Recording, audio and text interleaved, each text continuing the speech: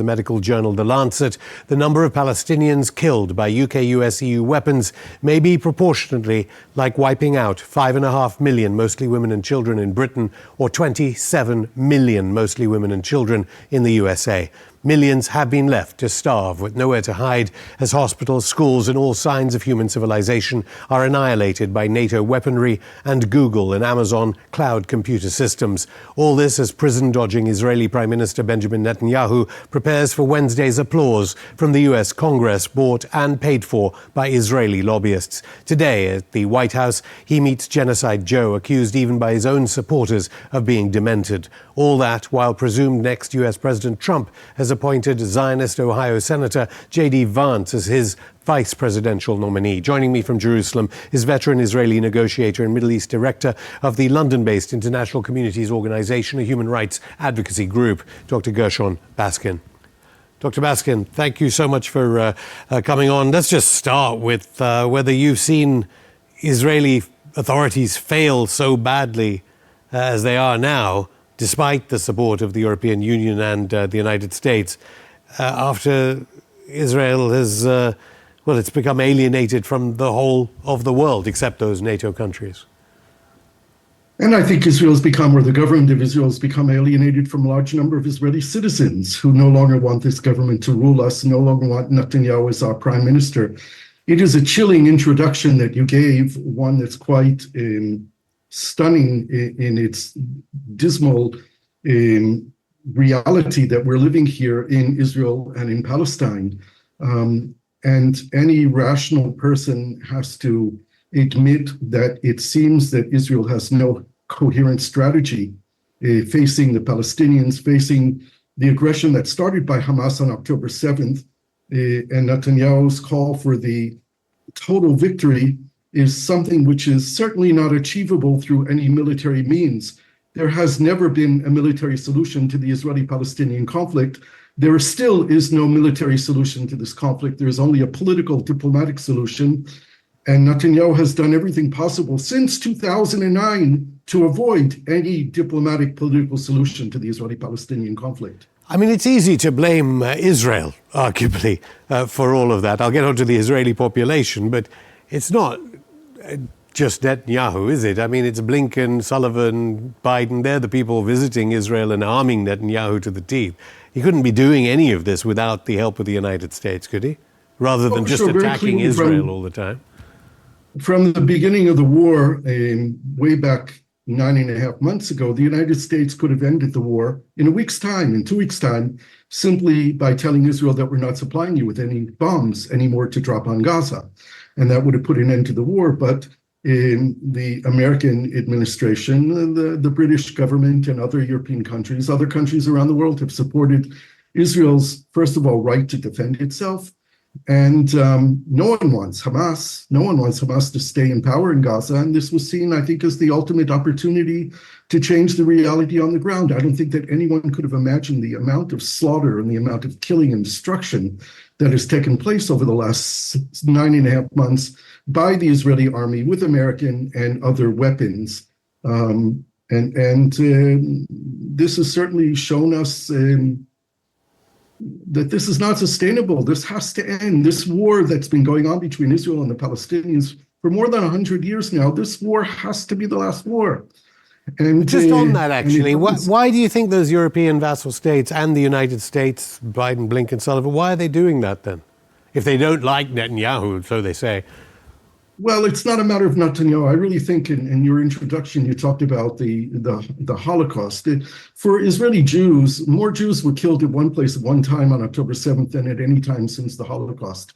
And Israel was traumatized. We not only have the incredible number of people killed in their homes, taken out of their beds, taken as hostage into Gaza, but we also had the reality that Israel was supposed to be the safe haven. Israel was the place where we're protecting ourselves, where the army protects us. And on October 7th, the army wasn't there.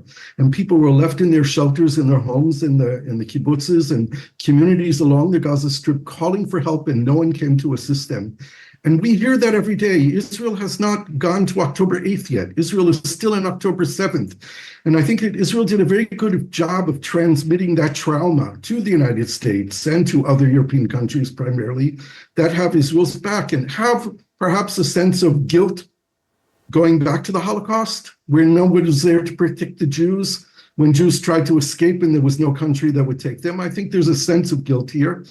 I think that there was a time, a moral imperative to help the Jewish people establish a safe haven for themselves. That's not the case today.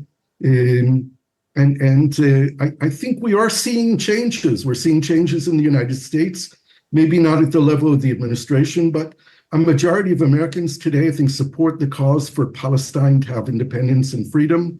We're seeing that across Europe in civil society, all around the world. As you said, Israel is becoming isolated, and Israel is being brought to the International Court of Justice and the International Criminal Court. And the space in this world for Israelis, because of our government, is going to get smaller and smaller. Yeah, I mean, clearly the October the 7th massacres have changed character. I mean, on this show, we've talked about it. We had a former justice minister of the Israeli government on it who didn't accept what was being said back then. Grey zone, electronic intifada. Mondoweiss have been talking about what Haaretz has now exposed. It wasn't Hamas that killed all those people, as you say, the worst atrocity since the Holocaust in terms of numbers of deaths. It was the Israeli government that killed all those people on October the 7th.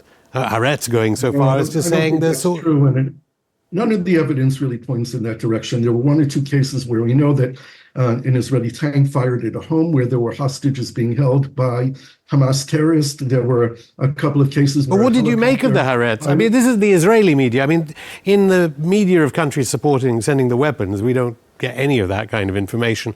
But the Israeli media clearly saying the Hannibal Doctrine was involved on October the 7th. We haven't had a real investigation of what happened on October 7th or prior to October 7th. There is a demand by the people of Israel to create a national commission of inquiry headed by a Supreme Court judge that Netanyahu refuses to create.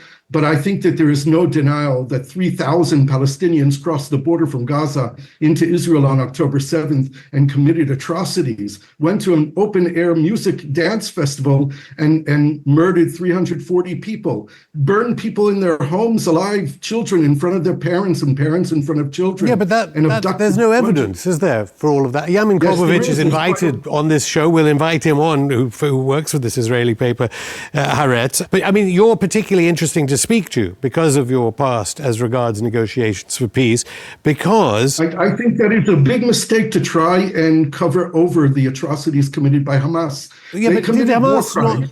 Hamas crossed moral red lines on October 7th that should never be crossed, just as Israel has been crossing moral red lines. We need to see the inquiry that you're calling for that Netanyahu is not allowing to, but you were involved in a peace deal to release Gilad Shalit. So there are some...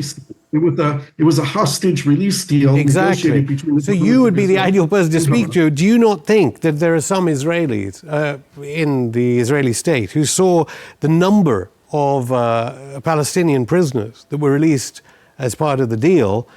That should never happen again. And that's why the Hannibal Directive was used on October the 7th to mass kill so many Israeli Jews by the Israeli army armed by Britain, the United States, and the European Union. Yes, there were isolated cases that we know of that are documented where the Israeli army ended up killing Israelis on October 7th. The overwhelming majority of the more than 1,200 people who were killed on that day were killed by Hamas. Why do you know that? But it's interesting you say that, because we know the discredited Zaka movement statistics. We know that the UN looked into, for instance, the sexual crimes that were talked about widely in media in the United States and the European Union. They were discredited shortly after the UN. No, they were not. There's a UN report. The UN report clearly says there's no evidence for what the claims were. No. Yeah, I've read the report. It definitely says we're that. arguing about facts here, and these facts can be brought and shown that this is not correct. This is not the heart of the matter. So you're saying Hamas, you know Hamas, you talk to Hamas people, you're saying they're like animals, they were just trying to kill, this wasn't political violence. I didn't say they like animals, I said that they committed atrocities on October 7th. But surely the point was to capture hostages for hostage negotiations. That may have been the initial plan, and people in Hamas told me that we sent 1,500 of our fighters into Israel on October 7th. We expected 1,000 of them to be killed by the Israeli army. We expected to capture army bases and take soldiers as hostages. But they didn't find the Israeli army there protecting the border. And they didn't go to army bases. They went to civilian communities. They went to kibbutzim, they went to moshavim, they went to Sderot and Ofakim. These are towns on the border where they went and they pillaged and they killed and they raped and they did atrocities. There's no evidence of rape whatsoever. No evidence of rape whatsoever, according to the UN.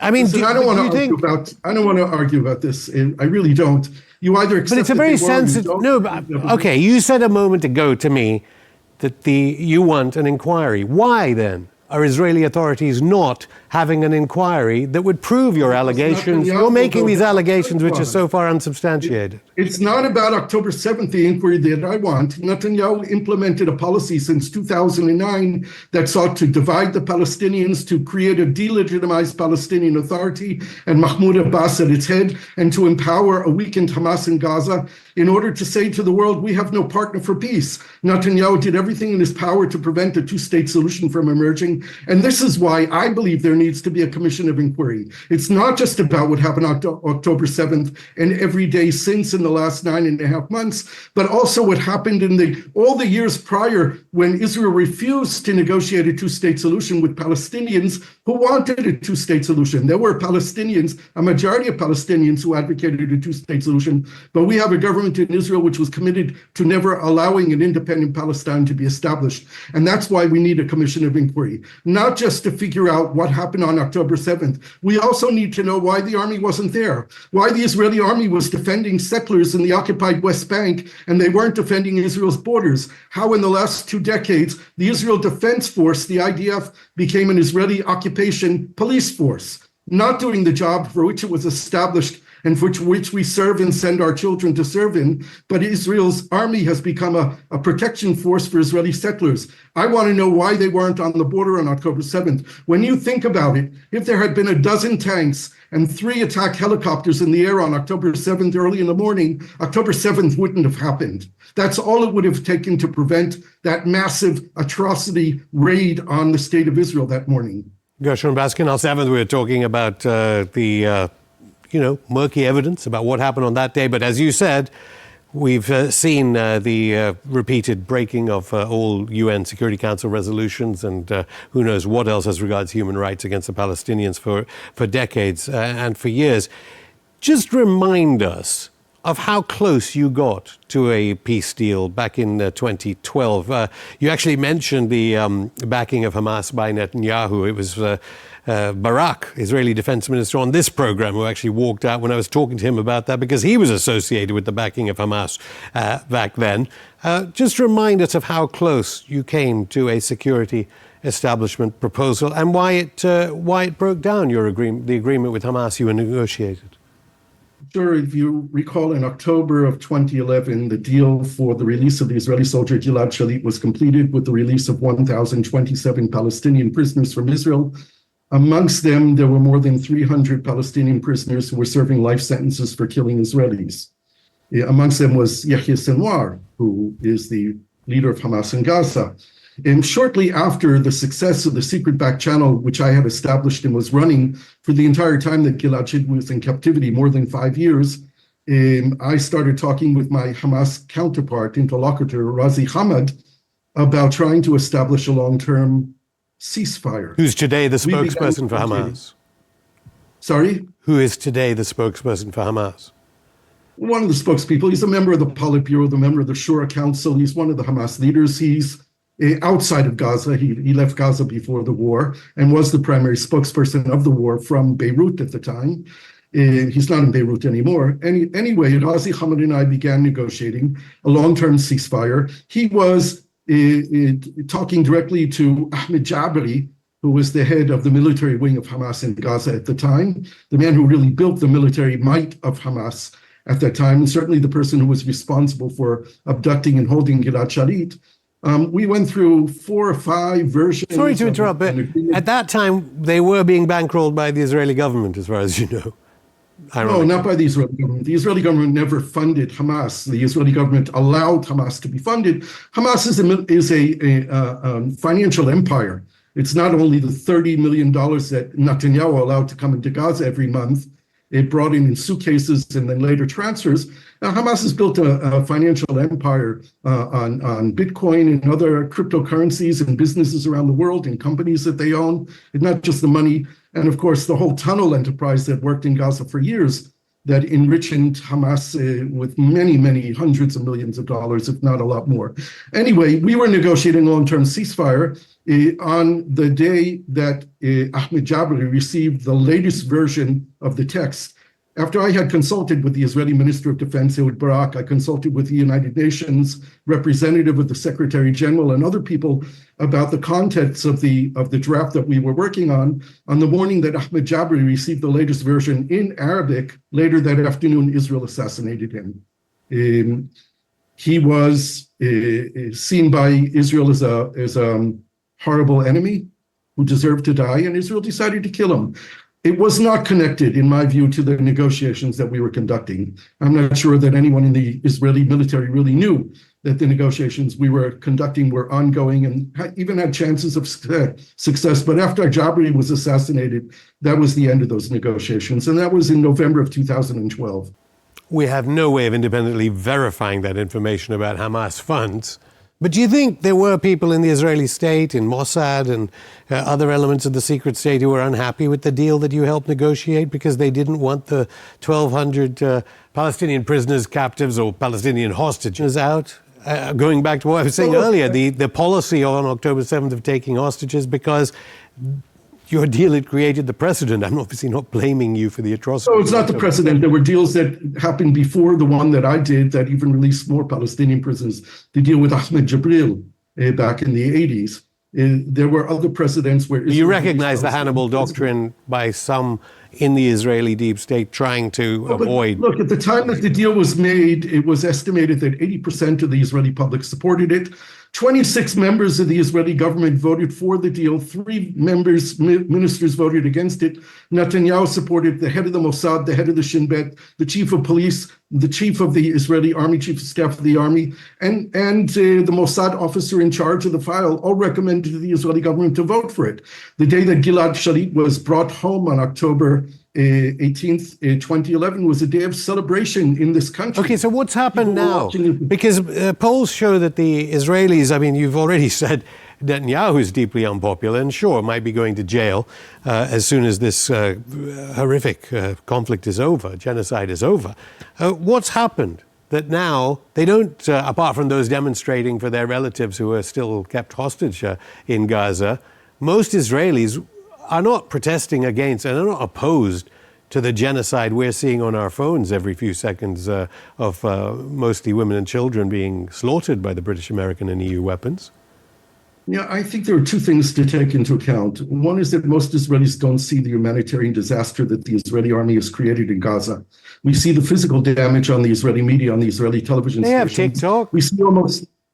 Sorry? They have TikTok. They have social media. No, the Israelis don't watch the same TikTok channels that you do, and they're not on Hamas's Telegram or Palestinian Telegram. They see Israeli media, and they trust Israeli media.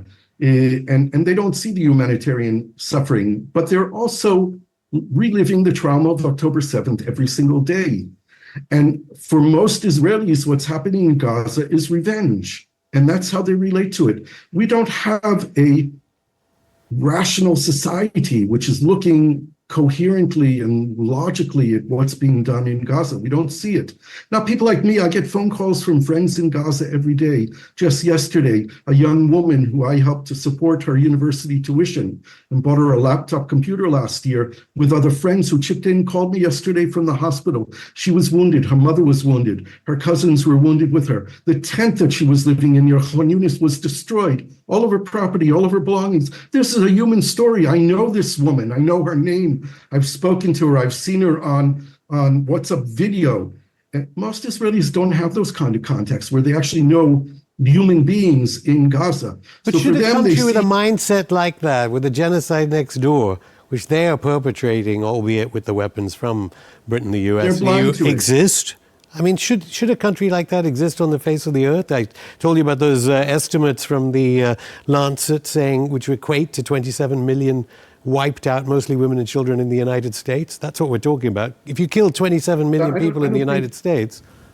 I don't think the question of whether or not a country should exist is a legitimate question. I think the question is whether or not this conflict has a legitimate reason to continue, and shouldn't the parties be sitting down with the help of our allies in the region and around the world to resolve this conflict? We've been killing each other over our right to exist for 100 years. When I say right to exist, I mean Israelis and Palestinians. The fact that we have failed to negotiate a deal that would enable all of us to live in peace and security and dignity is the fault of both sides of the conflict here and the international community that has allowed us to go on with this conflict for so long without forcing us to reach a solution. Okay, but why I ask whether Israel has the right to exist is, of course, because I know you, the PLO, Israeli politicians, Hamas, they all support the two-state solution, but you know that many, increasing numbers, support a one-state solution. Is it now time to look at a one-state solution instead of... No, the time was before October 7th. October 7th proved that the one-state solution is totally not viable. I actually thought for years before October 7th that the two-state solution was dead and we needed to find other solutions. And I was talking to a large number of Israelis and Palestinians and sitting around tables and trying to come up with all kinds of ideas of federation and confederation and hybrid models. But one of the big surprises of this war is that the two-state solution is back in front of us. And countries that have been talking about a two-state solution for 30 years but only recognized Israel are beginning to turn around and also recognize the state of Palestine. And that needs to happen. And while the recognition of Palestine doesn't end the occupation, it does remove the veto from Israel on the question of Palestinian statehood. There is an equation here that's perhaps simplistic, but the equation is that Palestinians will not have freedom and dignity if Israel doesn't have security, and Israel won't have security if Palestinians don't have freedom and dignity. That's not to say that the Palestinians and the Israelis all don't deserve freedom, dignity, and security. They do. But this is the equation that we're talking about. Between the Jordan River and the Mediterranean Sea, there are 7 million Israeli Jews and 7 million Palestinian Arabs, and no one is going anywhere. And the possibility of them living together under one democratic, secular state is not real. Well, they said that in South Africa, famously, and South Africa is the most dangerous story, but it's not the same situation as here. We're not talking about a small minority that controlled a large majority that didn't have any political rights here. You're talking about two peoples on equal numbers that both claim a territory of their own, claim that they give their identity to the territory, take their identity. Obviously, demographically, that's changing, and lots of Israelis have left since October the 7th, arguably. We don't know how many are leaving, and we know that 22,000 have arrived in Israel as new immigrants since the I saw that figure, but we don't know how many left. Famously. No, we don't know. But demographically, we know where the population is headed. It's not a demographic question here. It's not a battle of the womb. It's the fact that there are two people here in a territory who claim it as their own, and both peoples need to continue to live here, and both peoples need to find a way to accommodate them having the right to live here. Okay, just finally. Between the river and the sea, one sentence, everyone living between the river and the sea must have the same right to the same rights. That's the basis of any solution. But in two separate nations. One state, 2 states, or 10 states. Okay, well, just finally, you've been critical of what Israel has done, the ICC investigating for genocide. Do you see any prospect of Nuremberg-style hangings for genocide? For those perpetrating what's happening in Gaza? Look, the question of genocide is one that the International Court of Justice has ruled that Israel is in violation of the Convention of Genocide. And if you look at the convention and the breaches of the convention that have been done by Israel, you can conclude that we're talking about genocide here, according to the convention. There's been massive killing in Gaza, but there is no genocide.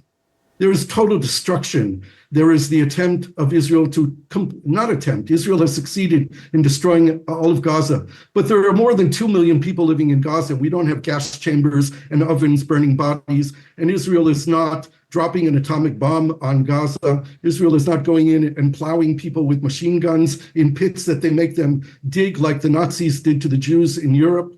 This is not an actual genocide. It is a breach of the Genocide Convention. But let's be real here. If Israel wanted to commit genocide, we would have 1 million dead Palestinians, not 40,000 dead Palestinians. And that's way too much. And there's no justification for it. And it is a war crime that Israel has been committing in Gaza. I want to be clear about that. We have crossed moral red lines, and Israel's committing war crimes in Gaza. But it's not really a genocide. Gershon Baskin, thank you. Thank you.